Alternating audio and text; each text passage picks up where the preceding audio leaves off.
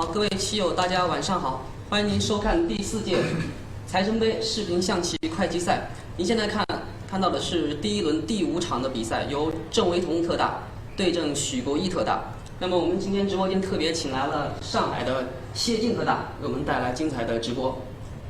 欢迎特大啊，欢迎谢晋特大，还有我们的胡庆阳大师。那么另外，我们直播间其实还请了另外2位重量级的嘉宾，他们是许云川特大和徐连红特大，但是他们在镜头外，我们可能看不到。欢迎各位大师，给我们带来非常精彩的讲解。好，接下来把时间交给谢晋特大。这个棋，他这个郑维彤是在碧桂园没和蒋川下过，就是这么走。比较有心得啊。对，他将来准备车1平3，车3进3这样上去。不过赛前我们跟小司令谢特大也探讨过了，我认为要走中炮，结果被小司令猜中了飞象。因为这个棋6分钟的棋，可能还是以稳为主啊。我觉得郑维彤啊，郑维彤一个年轻，他布局好。对，但许国义特大布局也不差。可能走中炮，觉得不一定能有什么便宜。马8进7，然后车1平3，和蒋川也是这么走。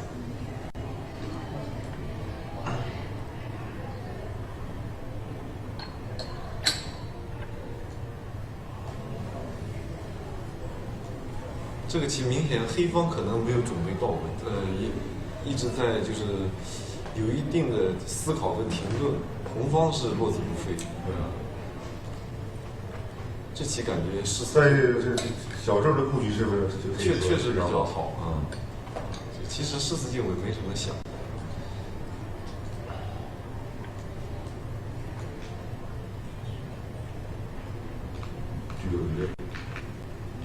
这个棋看上去好像红方阵型有点古怪，但是好像效率也比较高啊。是吧？将来他可能是马4进3，或者车3进3，兵3进1，反正都有可能啊。感觉黑棋也没有走错什么，你看2个直车的也都出来了。黑棋子力都在中心，可能就2个马的位置，可能没有发展的这个前途不是太好。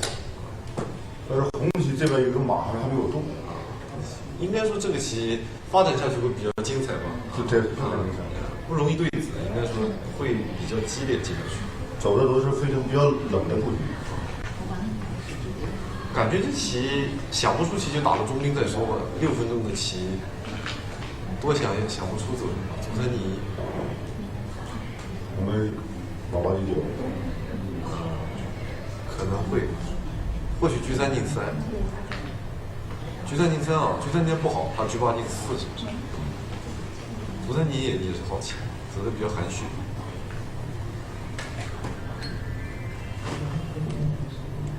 这步棋红方有点难下，他这个选择比较多，不知道走哪一个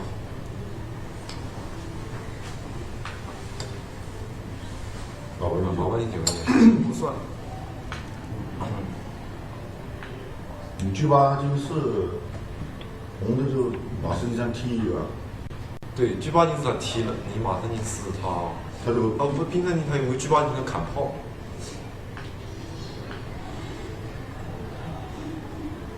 但他车8进4，他估计要走炮2平4，他不理你还是什么？那在车2进5抓，他在马4进3踩。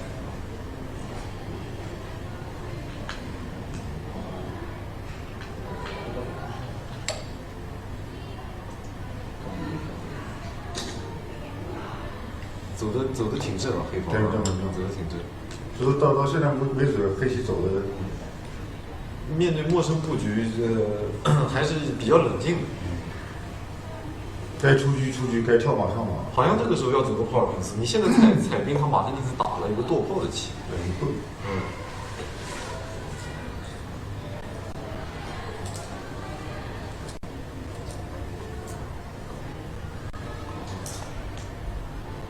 现在走什么？兵3进1。兵9进1，现在要等一步。徐老师在看棋，他说走兵9进1，可能更含蓄啊，把车2进5这个点给他锁住，将来你车8平6抓我的车进3，炮2平4效率不高。对，看看看正特大能不能看见兵牛之一。这个6分钟的棋确实不好说。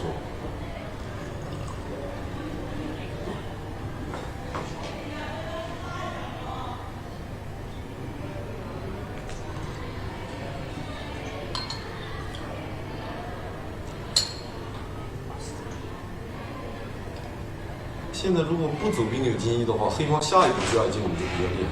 那现在如果这个黑棋G2平6，你去6进3，就兵9进1以后啊，他马上进4，走G6进5。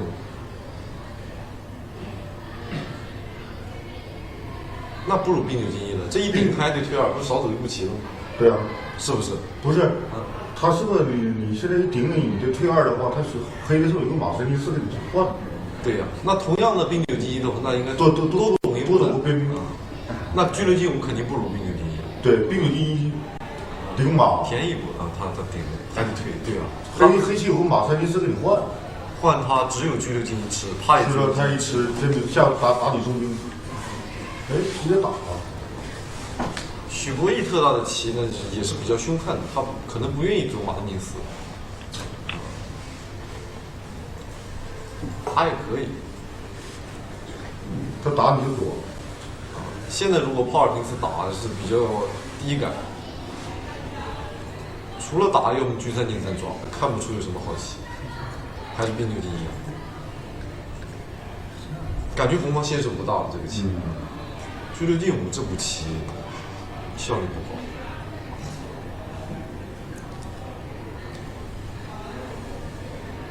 如果还是走兵9进1的话，那么这刚刚这步棋浪费太大了。你现在兵9进1，他要马3进4了，那就比较舒服了，会不会？现在兵9进1，还是打了。G6平8是。G6平8横着的兵9进1啊，那他G2进6过了。现在马3进4跳，马3进4跳他打局打了吃了。对，现在马3进4跳也是好棋。如果打局他也打局，马4进6吃，G2进7吃，红方也这个G2平3这很难防守的好像。未必看得见，不是，感觉黑棋是现在应该是黑好了。对啊，走出马3进4肯定黑好了。黑棋从布局到现在，他没有废棋，没有废棋。红方G6进5G6进2明显已经废了一波了。看见了，感觉许国义特大的状态很好。是啊，这棋红方可能不能优势意识太强了。今天这是第5轮啊，今天头4轮的都是先手都是输了，第一盘现在都输，第一盘先手都是输了。这盘感觉现在黑棋又满意了，现在多一个中卒，好像红方也没有什么发展。对啊，就边马，还是这个G6进5的问题。他走的比较凶，这个就是他可能是不是炮4退3先打一下，不然这个G2平3。是不是啊？只有打了呗。对。G退哪呢？退4还是退5？进一步。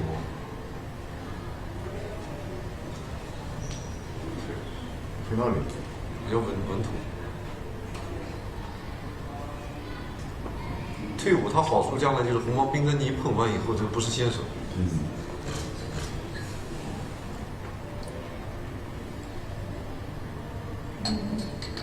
感觉走什么马6进4嘛，不然炮5退2再一别，那马有问题了。马6进4，如果炮4退4，他G3进3再抓，看不出有什么好棋。时间看不见啊，时间看不见。这个炮5退2，这个炮5退2呢？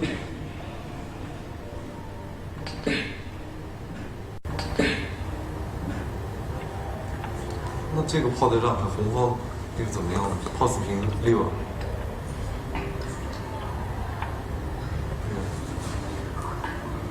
红的这炮四平3，回来了。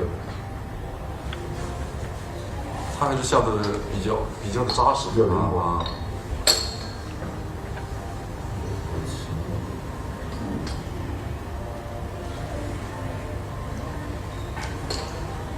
这步棋对黑方是个考验，选择比较多了。啊，炮6平5。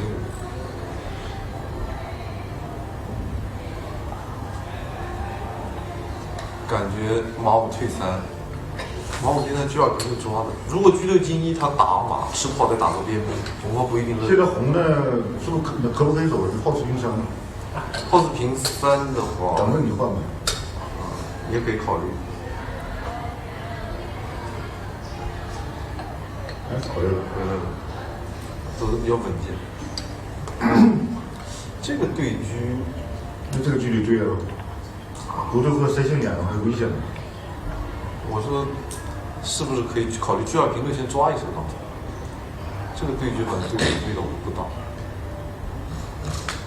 你G2平6抓的是不是有炮四进1的，然后是炮四平3？哦，是不是？对。你看这个炮四进1这个变化嘛。那这个棋应该去平5差不多了。和棋的可能性比较大。但是快棋成本面是吧？看看时间怎么样。快棋，黑棋多个中兵，但是马位置不好。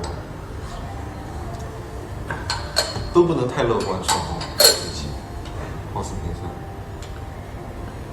卒1进1，就感眼光招。黑的卒1进1，红的马9退7吧，把这个马调整一下。马9退7。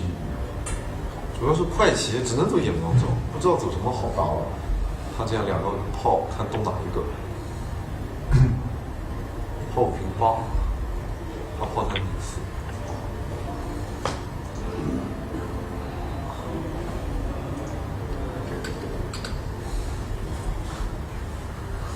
也行，走炮5平8，他炮3平4就炮8退3，走后炮平8，顶住哈。后炮平8。是。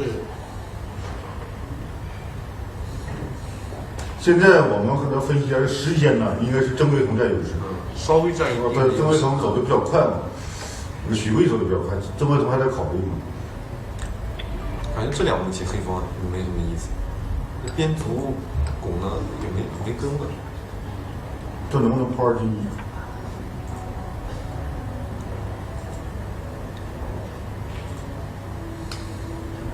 黑方下的比较的这个扎实，你要简化就简化吧，我先补后。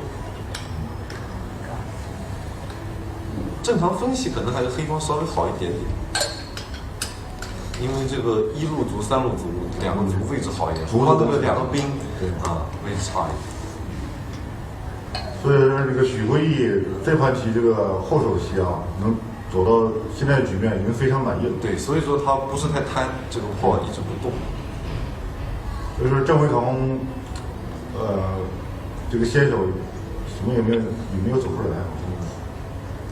看后面的心态吧，看看谁先有点想法。对。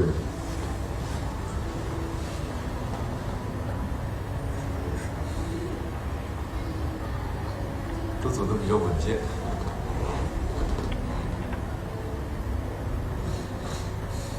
黑方走的特别稳健，对不起。炮3平4。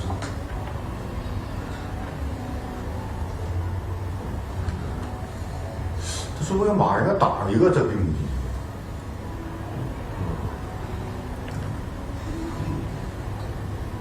卒5进1，这个棋感觉时间是不是都有点紧了？看这个下棋，黑方这个下棋的速度已经是不是时间很紧？现在黑的棋肯定是黑方是不差的，但是时间感觉黑方有点吃紧了。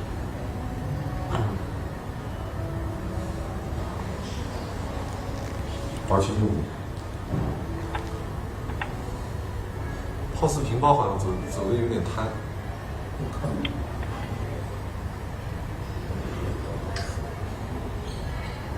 是不是黑方很紧了？感觉这个棋，刚刚要炮4平2走一下，是不是这个？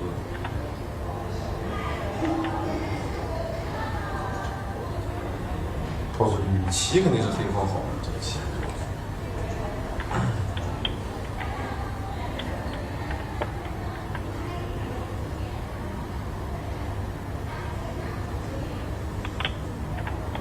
这个就是时间都紧了，抢时间了。对，不是正位同一个时间起码的就多一点。黑方走的已感觉已经有点飘了，这个棋，很凶啊，这个棋马特涅斯。为什么不打象呢？是啊，这一将你只能落士了。那这个象为什么不打？诶，这是不是漏了？退炮打呢？马5平花椒有将，那边画角，电光火石了。是吧？这个只能欣赏了。这个差距下来很难分析了，这个棋。少5平4，白落象。哇，很精彩了。不好说谁好。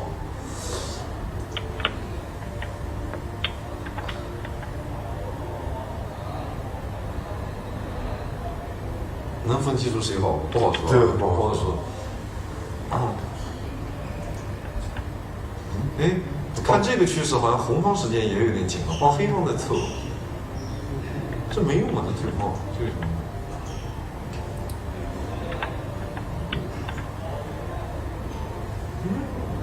哎，这个有点太软了吧？为什么不支持打马？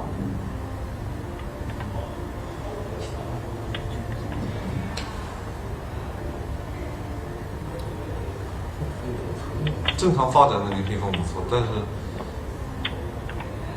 这棋，今天这个先手棋，你看呢，这5盘棋都是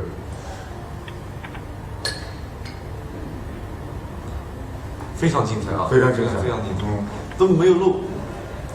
关键这个布局没有走出东西来。这棋红方只有求和了，只有求和了。你要黑棋想和的话，很容易。感觉这棋有一定的风险。子太少了哈，全是单的，单士单象。那黑方好像走的也不够紧凑，这是黑方求和了。哦，黑方可能没时间了，不敢下了。这个棋照理说肯定要下一下，马上退1嘛，炮8平1不走。对。卒5平6随时随地可以撞的。这个可能是这个许个意，因为我后手棋走和了，已经相当满意了。可能他先手准备了有一定的这个飞刀，我就完成了既定目标。只想和，感觉从后面这个发展来说，黑方可以走得更积极一点。是。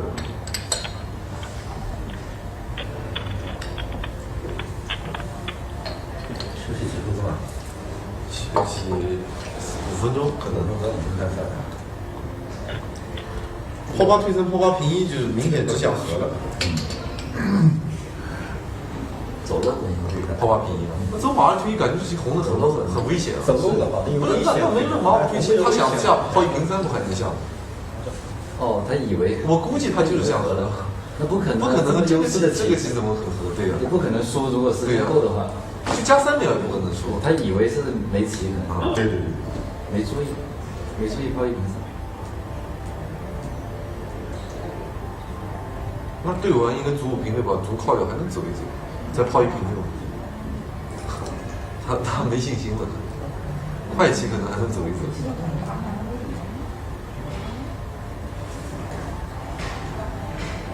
看来这个郑卫龙这个布局没有什么奏效啊。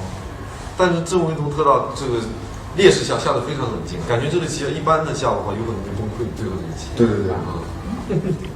后面下的后面下的很顽强，就是你除非走的特别精细，最后那个棋。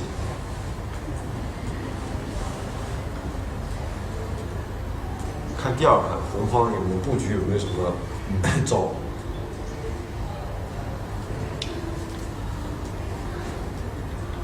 如果说许国义这盘棋，如果说他要不想进取的话，下和棋下第3盘也有这个可能。这个战略应该是想跟他下第3盘。对。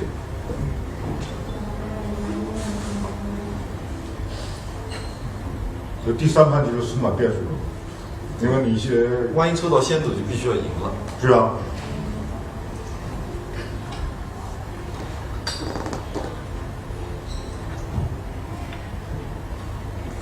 估计郑卫彤这盘棋也不会说太取关命了，和棋也能接受了。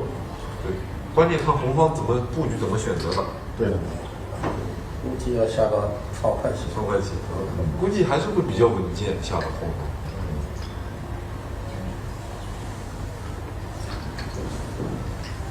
这盘棋你看看，黑的这就没有走的堂堂正正5、6炮，2个马，2个直车都出来了。他这个卒三进车八进四，明显比我这个走的好。我打中兵可能就不好了。哦。那可能是红的好一点。对，红的要走兵九进1好。对，车六进5白白浪费。或者车6进3都可以，先等一等。先等一等。红的容易走一点，在临场里面，对，容易开展。被黑方马3进4以后应该是反先了。对，车6进5是走漏的。走漏了，白走。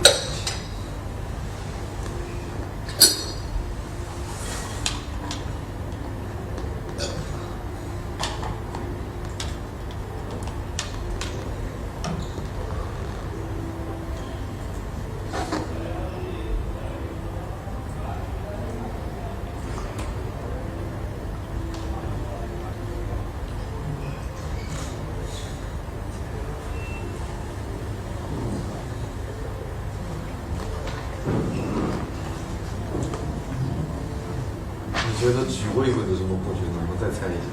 许巍啊，应该中炮吧？中炮先人指路。他应该不会跟他飞线，不会选择飞线。中炮和先人指路。中炮的可能性可能大一点。因为郑卫彤先人指路比较熟悉的，对，自己一直走的。因为中炮就是说好把握一点的，不行配个下和棋的。先人指路只要一走上，有时候就不好合不下来了。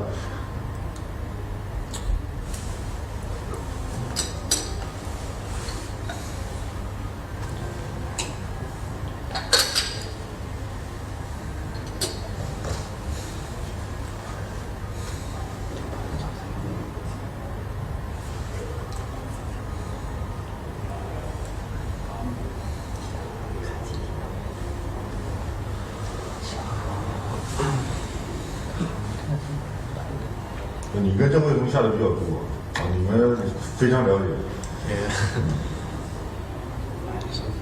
可能郑卫彤对这个就是不算就是顶尖一流的选手，可能走飞象走的特别多，我感觉他最近，所以我刚刚会预测他走飞象，先求稳。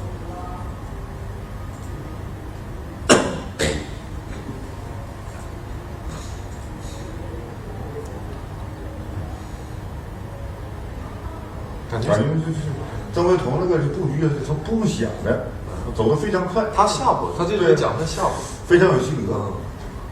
这个快，就快的话就给对手造成压力了。对，许国义后面明显时间紧张了，不敢恋战了。这个就是老怕被他准备上。对，感觉这一盘棋也不会那么平稳。许国义的棋风也是比较凶悍的。好，开始了，准备上。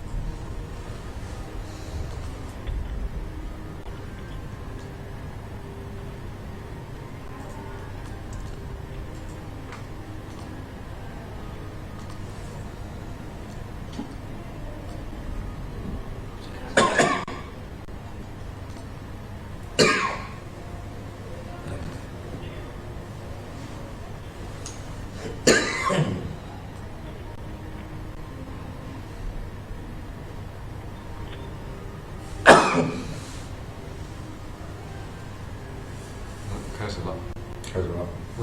先知道。我能先。对卒，比较稳妥的走法。对。如果说红旗许国义没有选炮进3，也就怕他准备好了。这是非常稳的棋了。可能就是看许国义这个架势，就准备拖入到第3盘了。啊，你看现在走的特别稳，像那个有点像那模仿棋了。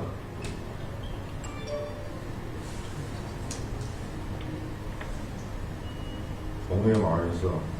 车9平3，马二进4，车9平4，就是这种走法。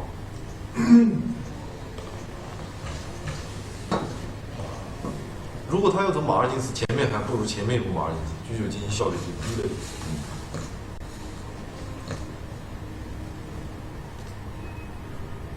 布局可能还是这个正位图特大要好不少。这个对，许博义总在想啊，你看，还是跳这模仿一模一样，模仿棋。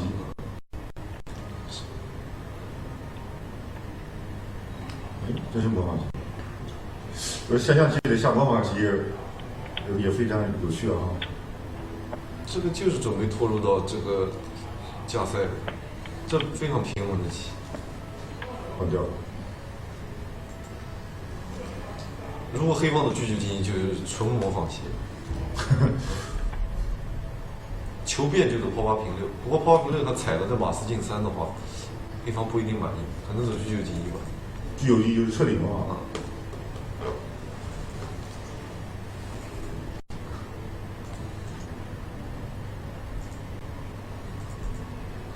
很难分出胜负的，你这个。对。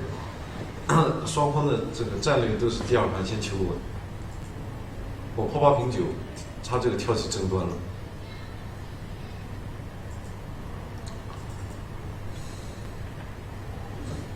说明郑维彤特达还是不是太愿意拖入到这个决胜局，因为那个决胜局就充满变数了。对。但是炮8平9，就棋论棋来说的话，可能稍微有点飘了。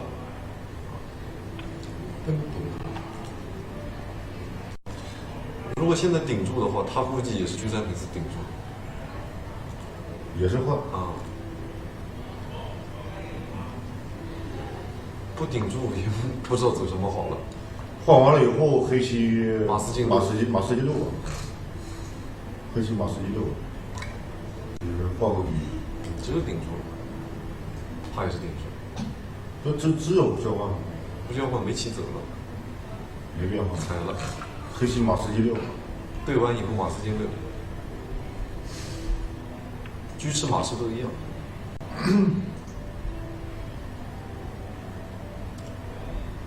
一样都一样。但感觉是这样棋先手还没有便宜哈。黑棋的马，对，黑棋的马呢很顺利的跑到象尖上。如果红棋的马还没动呢。对，黑方好像还便宜了一波。是便宜了，鞭炮也平上了。看来那个郑维彤他这个布局是好，研究有素。那他车9平8，现在只有车9平8吧。红方车位好一点，黑方马位好一点。但是红棋这个车也是走了很多步啊，黑棋一步就出局了，这也很满意。感觉同样的位置，黑方效率高了一点。对呀，而且那个马，他那个马一下一步可以跳到象尖了。红方这步炮8平9可能不是太好，不如马4进6，赶紧往象尖跳。对呀，是吧？这个出局以后把这炮吊住了。如果你先打边兵，他马6进7，红方好像有一定的压力，有点危险。然后车8进6了。炮8平9是随手棋，马4进6的话就问题不大。真打了。打了那黑方应该会马6进7。马6进7。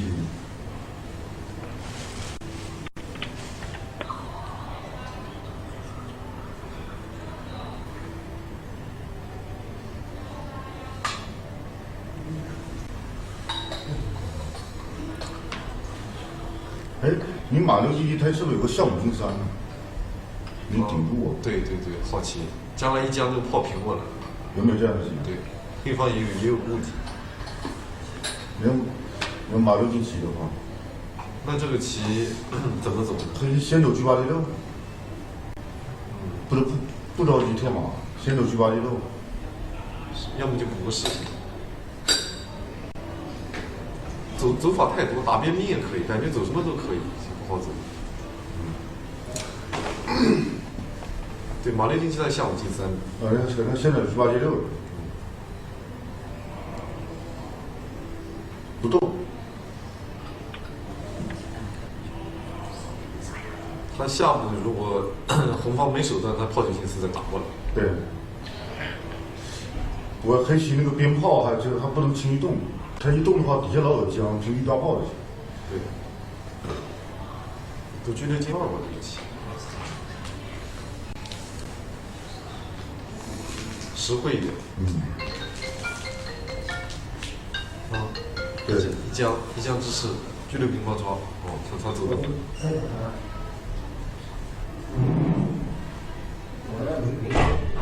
打了。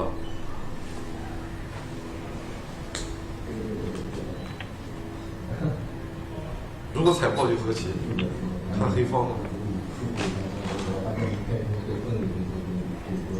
看看是这个郑特大想法怎么样？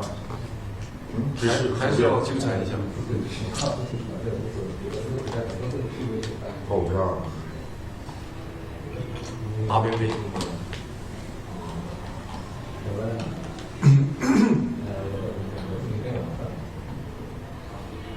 红方有一定的压力了，这个棋。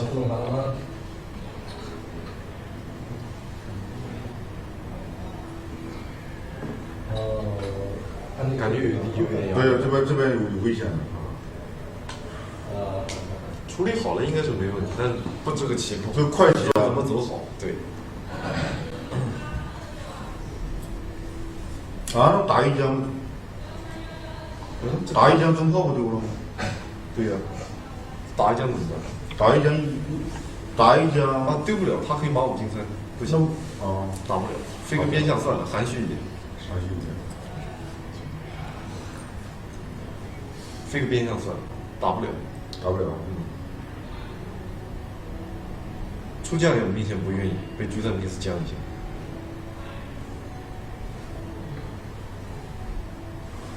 这个棋现在还是黑棋好啊，黑棋的马位置、车位置都在前面。既然战斗就飞个边象了，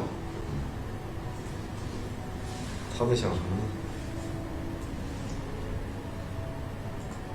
他难道想先将一军再踩着炮在炮2进6打吗？那车3平1啊，没货。是，还是飞个边象骚，让红方自己走吧。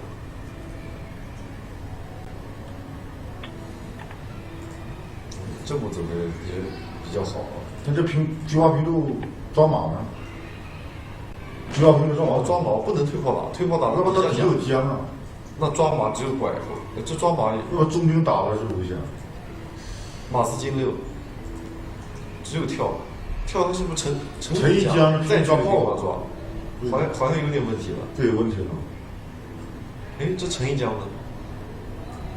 陈一将在抓炮呢？坏了。啊，是不是坏了？是啊，炮要抓死了。这一将抓炮怎么办？危险的，这危险。这红方这危险的。对啊，坏了，基本输了。14进5，他追个多。红方还是对自己的这个局势的危险估计不足。对。就慢在这个马位上，这个象头马差一步。看来大家你看都走是一样的棋，模仿棋，黑棋的效率更好一点。对，他这炮8平9车9平方效率比红方高。而且他的马能够到这边，你那马还在家里。红方还是亏就亏在那部炮8平9上，这个输了没办法。看来那个郑特大对这个棋啊，不和你换研究的，也研究有素，都有研究有素。而且他这个在这么短的时间呢，他能形势判断我16进5。如果是马要换炮的话就可能。只有14进5了，抓了炮2平3，那个炮抽的已经不行了，只有上帅了，上帅车6平8也不行，怎么都不行，已经输了。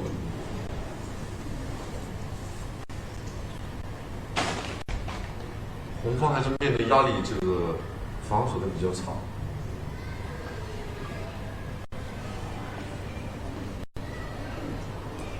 这么看还是第一盘太保守，那个棋应该要争取一下。那个机会。对，这个棋黑方的优势肯定没有第一盘黑方的优势大。是。可能许归义这盘棋走先植物啊，他也是在心性也是在矛盾中。又不愿意我呢和了不愿意，我先想先就是走一走。但现在想和就不行了。现在想和别人不同意了，不行了。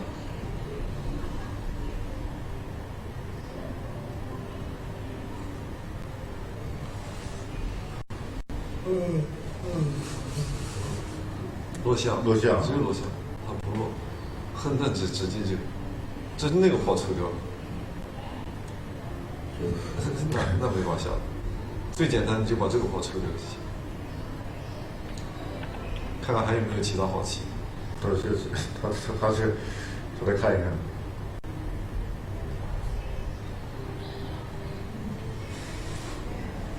估计抽炮，走别的也不一定有。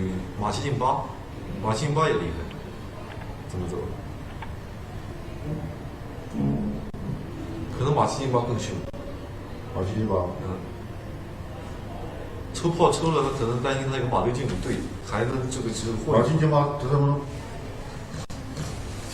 对，这更凶，这更凶。他抽了炮，担心他这个马六进五对了以后，快棋还能过，这个可能直接好手。不能炮八退三，炮八退三车丢了，马八进七了，这车丢了，车丢了，这是个看不到，啥都看不见。认了，认负了。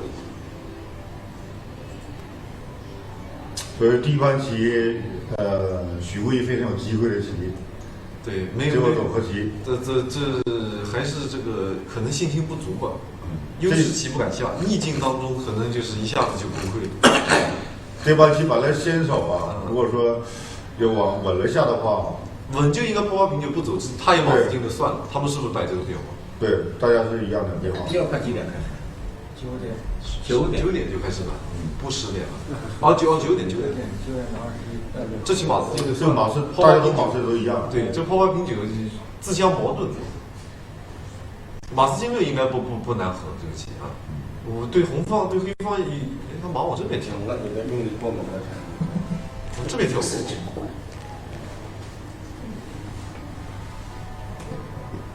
还是输的，就是有点没名堂，感觉就是这盘棋啊，就是不知不觉啊，不知不觉输了，不知不觉没有学到什么真正的东西。而且你看郑惟桐走的也是非常平稳的棋，对，不是非常你走一步我走一步，对，就是黑棋的效率好高一点，对，越走越高。把那个车对了以后，然后他直车向前马一跳，他还是一个马四进六，他这个摆的。